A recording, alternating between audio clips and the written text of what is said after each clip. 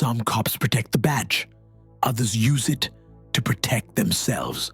Today, we'll watch those exact moments when officers turn on their own to do what's right. The first one happened on November 19th, 2021.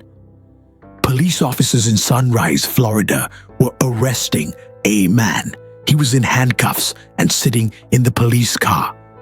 But one officer was getting very angry and started acting out of control. And I'll see you in about 5 minutes. That officer was Sergeant Christopher. He got very close to the man and yelled, "Look at me. You want to play games?" You want to play games? You ever get disrespectful with my officers, I will remove your soul from your... The man was already tied up and couldn't fight back. Other officers just watched. But one female officer stepped in. She told the sergeant to stop, even though it was a scary thing to do. Instead of stopping, the sergeant got even worse. No. That moment shocked everyone. She didn't hit him back and stood still. Everything was caught on camera. After that, the sergeant got in big trouble. He was charged with hurting an officer, hurting the man in handcuffs, and trying to hide what he did. 2 months later, he lost his job as a boss. The young officer who spoke up showed real courage. She stood up to her own partner and stopped something very wrong. But not every officer who steps out of line gets stopped right away. The next case shows what happens when no one steps in until it's too late. It happened on New Year's Eve. A police officer named Scott Burkich from Gainesville crashed his car while driving drunk. He said he was reaching for his lighter when he hit another car. The people inside were hurt and getting help when another officer, Brooke, showed up. Brooke talked to Scott like normal at first. He told her, "I reached out for my lighter." Yeah, reached out for my lighter, slammed into his ass. Cool. Yeah. She replied, Not really. Scott wasn't working that night. He was off duty. So Officer Brooke called her base to ask if it was okay for her to handle the crash, since he was her boss. They said yes. She started writing a ticket, but something didn't feel right. Scott looked off. He couldn't hold his ID straight and started acting weird. Another officer asked him if he was okay. Scott said, "Listen, woman," and trailed off. His words didn't make sense anymore. Officer Brooke asked him kindly, "Please don't make my life hard." So please don't make my life difficult. I would never do that to you. Okay. I'm very uncomfortable right now. I apologize for putting you in that position. Okay. Then she asked, "Are you drunk?" Scott said, "Yes, and I'm going to stay that way." His attitude kept changing. One moment he was kind, the next he was joking again. But things got serious when she started the drunk test. 1, 2. Scott was trying to prove he wasn't drunk, but his body didn't agree. He couldn't stay balanced. He even asked to try again, but the results were the same. The other officers had seen enough. They put him in handcuffs. Scott said, "I'm very sorry I put you in this." I'm very sorry. They put you in. He was charged for drunk driving and damaging someone's car. That's a serious crime. He had to pay a fine, do community service, and lost his license for 6 months. He also caused almost $88,000 in damage. Scott was lucky the officers stayed calm and did their jobs. Some cops might not be so fair when it's one of their own, but in the next case, the officer didn't just protect a friend. He was the one causing all the trouble. This happened on June 12th, 2022, in Key Largo, Florida. A white car was speeding fast, 88 miles an hour in a 45 zone. When police tried to stop the car, the driver sped up even more, going over 110 before stopping. Officers shouted, "Get out of the car!" Get out of the fucking car! Get out of the car right now. The driver followed the orders, but what he said next shocked everyone. He told them, "I'm a police officer." Hey, I'm a cop. Why you acting like that? From Miami-Dade, his name was Donovan Roas. He was 26 years old, Right away, deputies noticed he was drunk. Ask me. No, he's drunk. He smelled like alcohol. It wasn't making sense. When they searched his car, they found 2 guns, a police badge, a vest, a body camera, and other gear. He was acting like a real cop, but he wasn't acting like a good one. When they asked him to take a drunk test, he said no. Are you willing to perform field sobriety exercise to dispel my suspicion of drunk driving? Then he started giving advice the deputy didn't ask for. Donovan said, "We're supposed to take care of our own. We're supposed to take care of our own, bro. Not arrest you. If this was you, I'd take you home." Yeah, I'll take you home, like... He thought being a cop meant the rules didn't apply, but the officer didn't fall for it. Donovan was charged with drunk driving and running from police. He got a warning for speeding too. He thought the badge would protect him, but this time it didn't. Now here's the next case. This one took place behind bars, and it shocked everyone who heard about it. On September 17th, 2024, at the Metropolitan Detention Center, a female officer named Siobhan Colbreth got caught in something no officer should ever be part of. She was having an inappropriate sexual relationship with an inmate. Her own department reported her to the sheriff's office. When a deputy came to investigate, Colbreth admitted the inmate had been trying to talk to her since February. When he first came in February, At first, she said she just ignored him. he's been trying to talk to me, but I kept walking past his cell, ignoring him. But one day she gave him candy. So one day I forgot what candy I gave during. After that, things changed.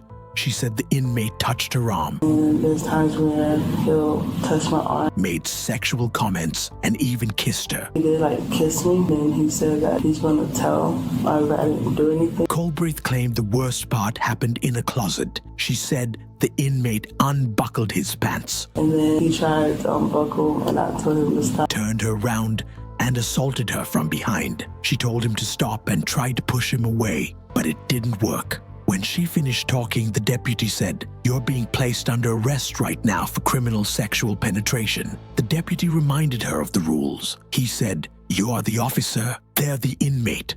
Nothing in there is ever okay. You're in a position of power." Colbreth was charged with sexual penetration and trying to commit a felony by bringing in contraband. Her choices didn't just break the law, they betrayed her uniform and the trust of everyone around her. This happened on October 10th, 2022.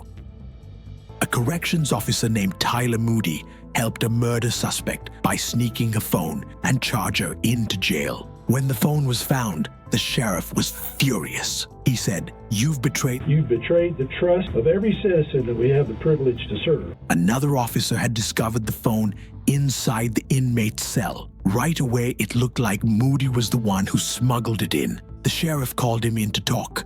The sheriff asked, "Have you offered your resignation?" Have you offered your resignation or not? Moody tried to make a deal, saying, If I can keep my job, then no. but the sheriff replied. Well, you can't keep your job. Then he made it clear. You're fired. You're no longer an employee here. And you've betrayed the trust of the brave and selfless men and women that you've worked alongside for nearly 3 years. The sheriff didn't stop there. He told Moody, You're under arrest for bringing a prohibited item, a cell phone, into a correctional facility. That's a third-degree felony. finally he said, "Stand up."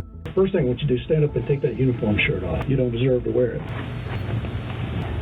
Tyler Moody was arrested for sneaking a phone into jail, which is not allowed. The inmate who had the phone also got in trouble again. Some betrayals happen on the street. Others happen behind locked doors. But they all leave damage behind. The next one happened on November 14th, 2020. Police in Scottsdale, Arizona were called about a drunk man picking fights at bars. That man was Drew Scott Romo, an off-duty officer from Roseville, California.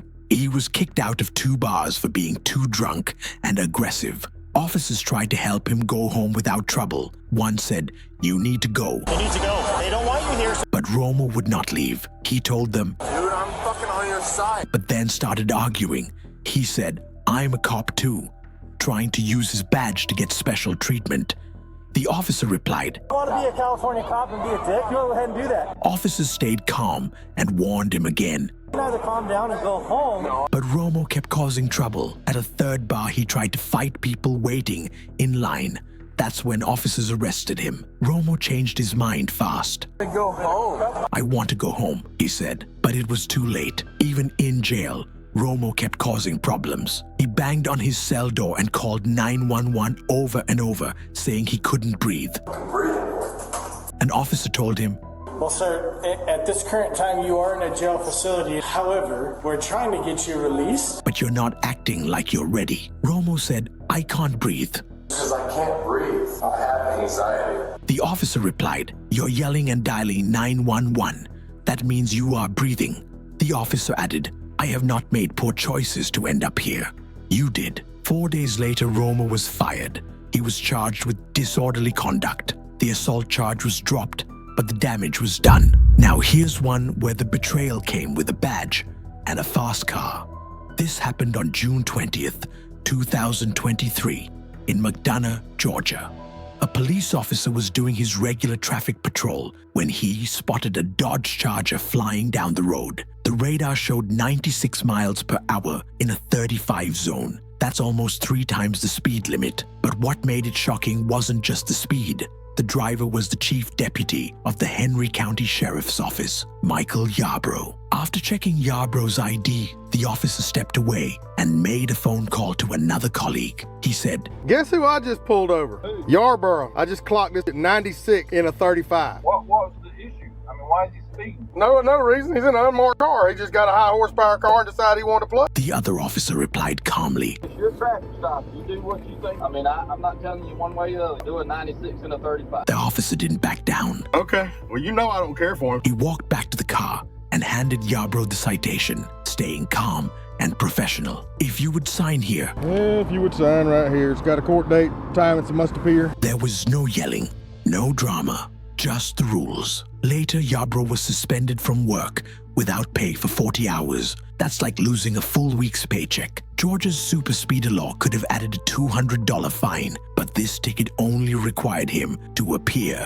in court. This time, the badge didn't change anything. The officer followed the rules, even when it meant writing up his own boss. That's how you protect the badge, by respecting the law. Let's move to the next one. This time, a high-ranking officer tried to escape the law, but it didn't work. The man said, I'm a captain with Oklahoma City Police. I'm a captain on the police department. What police department? Oklahoma City. But Skinner didn't back off. The man claimed it was his mom's house and refused to answer if he had been drinking. What are you doing pulling in here? My mom and I stay here. You been drinking? Skinner asked him to step out. Go ahead and step out of the vehicle. The captain seemed upset and said, You gotta be kidding me. He finally admitted he had been at a poker game and had 3 or 4 beers. I was at a poker game. How many beers? 3 or 4. He couldn't say exactly when. Skinner gave him a field sobriety test. The captain had trouble focusing and staying still. Then the captain asked, Can you turn off the camera? Skinner said, I can't do that. Skinner told him, I don't show favoritism. I don't show favoritism to anyone, regardless. I don't care if you're a gangbanger or president of the United States. The captain agreed to take the test. He failed. Skinner turned off the camera, but only after finishing the arrest. The captain was taken to jail and later released on bond. He was also put on paid leave while they investigated. When officers hold each other to the same rules, that's real justice. That's it for today. Let us know in the comments which case shocked you the most. Don't forget to like, share, and subscribe for more real stories like this. Thanks for watching, and see you in the next one.